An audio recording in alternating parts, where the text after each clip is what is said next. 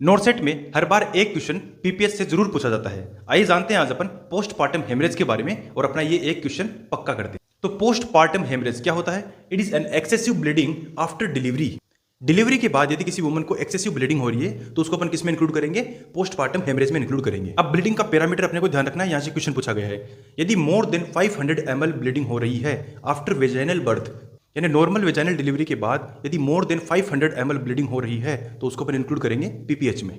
वहीं यदि एक वुमन को सिजेरियन सेक्शन के बाद मोर देन 1000 ml ब्लीडिंग हो रही है तो उसको भी अपन इंक्लूड करेंगे पोस्टपार्टम हेमरेज में। On the basis of timing postpartum haemorrhage को दो टाइप्स में डिवाइड किया गया है, एक तो प्राइमरी और दूसरा सेकेंडरी पोस्टपार्टम हेमरेज। यदि डिलीवरी होने के बाद विद इन 24 आवर में ब्लीडिंग हो रही है तो उसको अपन इंक्लूड करेंगे प्राइमरी पीपीएच में, और डिलीवरी होने के बाद आफ्टर 24 आवर से 12 वीक ऑफ पोस्टपार्टम पीरियड यदि वुमन को ब्लीडिंग हो रही है तो उसको अपन इंक्लूड करेंगे सेकेंडरी पीपीएच में।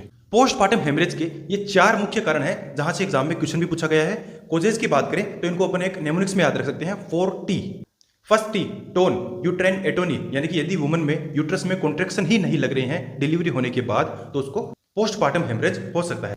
Second T is tissue, retained bit of placenta.